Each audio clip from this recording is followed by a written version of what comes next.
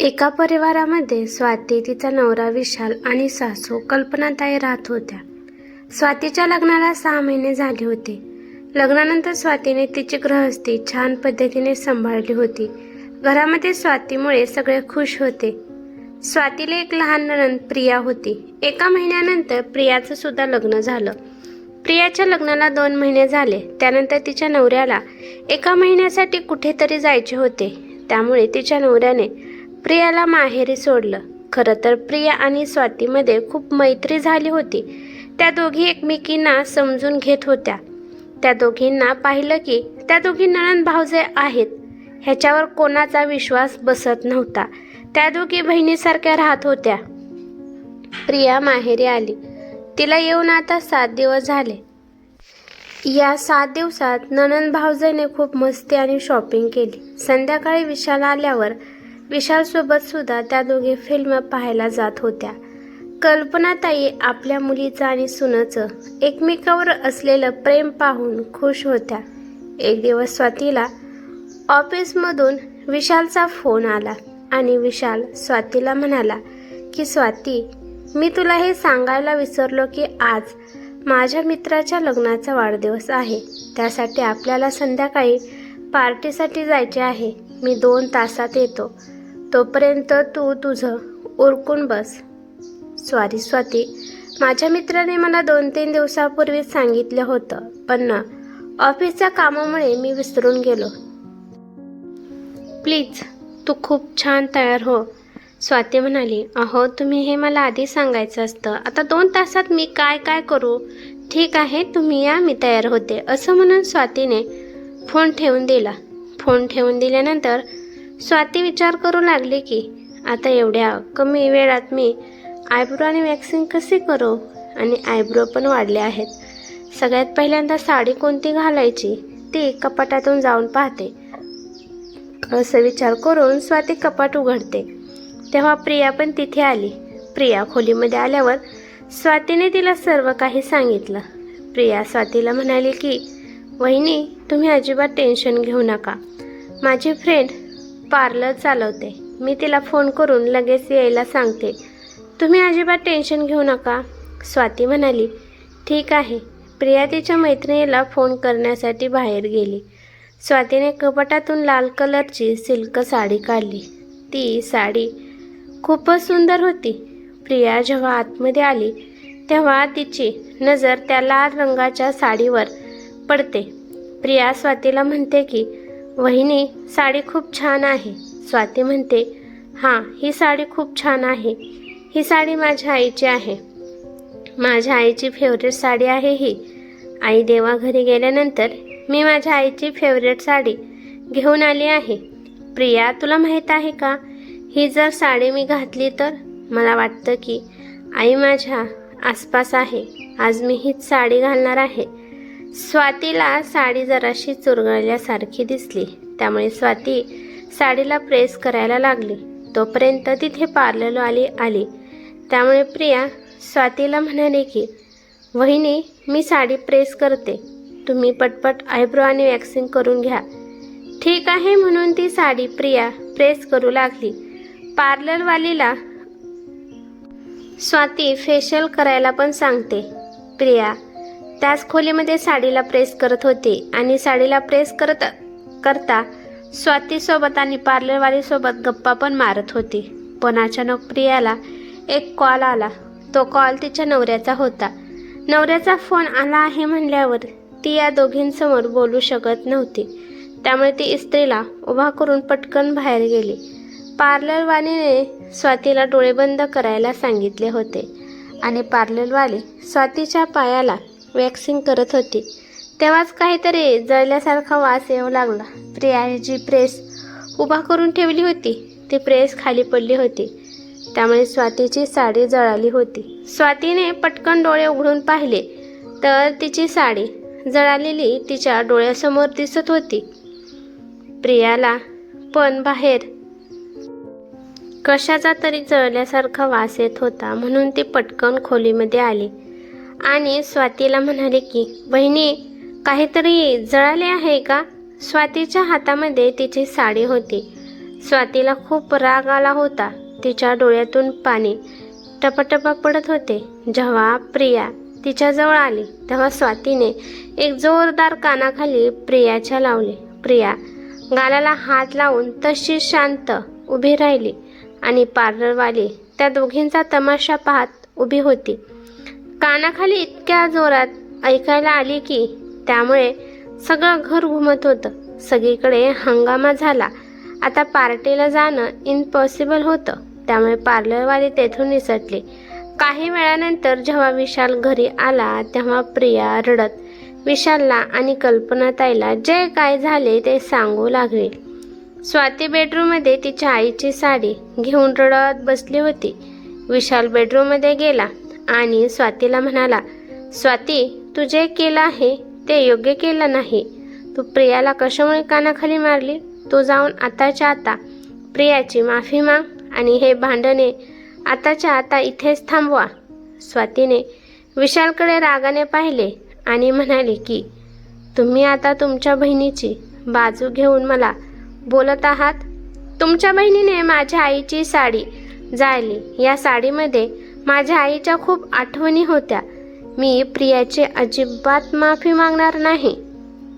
विशाल सगळ्या प्रकारे स्वातीला समजावतो, परंतु स्वाती कोणत्या पद्धतीने समजण्याच्या मनस्थितीतच नव्हती.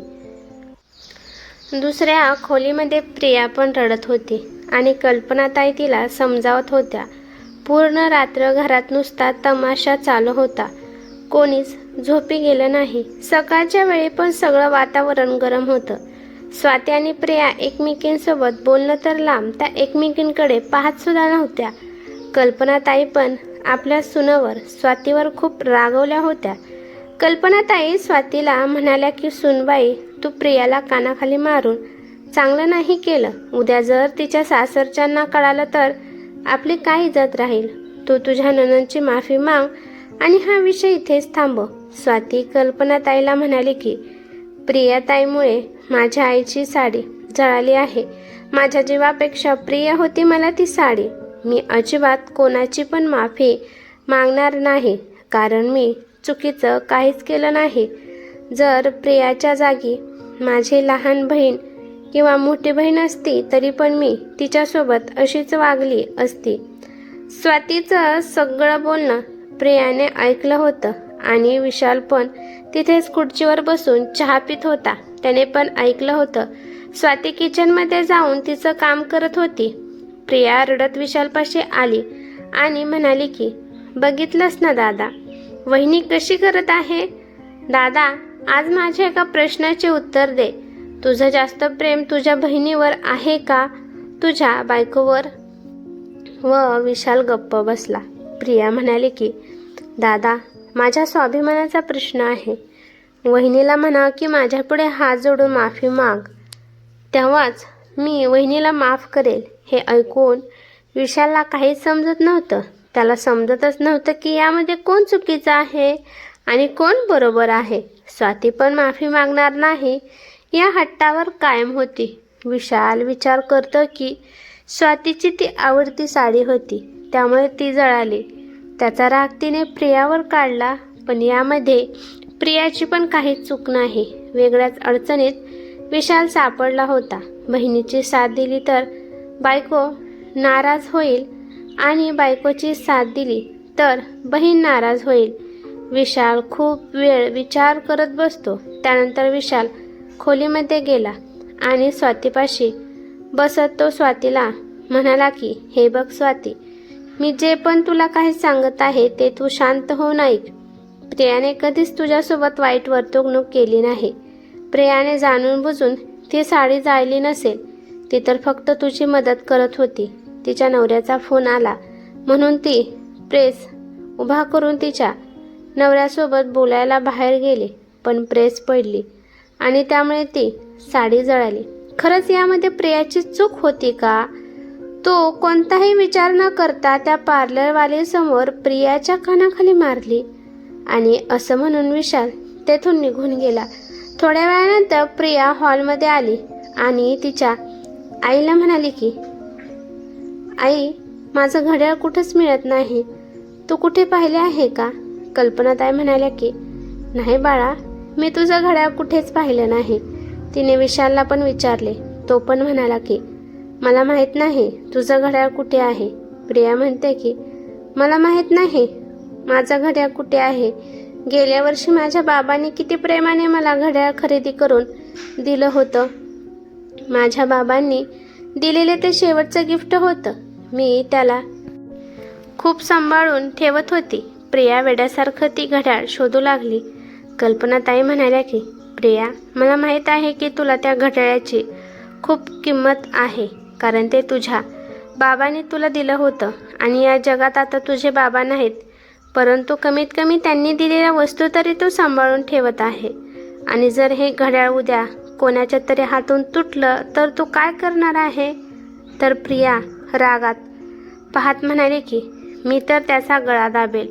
मग विशाल प्रियाला म्हणाला की आणि असंच तुझ्याकडून साडी जळाली म्हणून स्वातीला राग आला आणि तिने फक्त तुला कानाखालीच मारली. तू तर गळा दाबण्याच्या गोष्टी करत आहेस. स्वातीसाठी तिला तिची साडी महत्त्वाची होती, जसं तुला तुझं घड्याळ महत्त्वाचं आहे. विशालने ते घड्याळ त्याच्या खिशातून काढलं आणि प्रियाला दिलं. प्रिया गपचे बसली होती. इकडे बेडरूममध्ये स्वाती विचार करते की विशाल जे काही म्हणाले ते बरोबर आहे. याआधी प्रिया कधीच माझ्यासोबत वाईट वागली नाही. तिच्याकडून कदाचित हे चुकून झालं असेल. मला रागात येऊन तिच्या कानाखाली मारायला नव्हती पाहिजे, आणि ते पण त्या पार्लरवालीसमोर. मी माझ्या रागाला कंट्रोल करायला पाहिजे होतं. खरं तर चूक माझ्याकडून झाली आहे. स्वाती प्रियाच्या खोलीत गेली. स्वातीने पाहिलं की प्रिया घरात कुठेच नाही.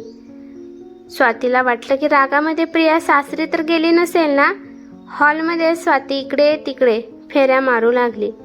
जेव्हा प्रिया बाहेरून हॉलमध्ये आली तेव्हा तिला पाहून स्वातीला आनंद झाला.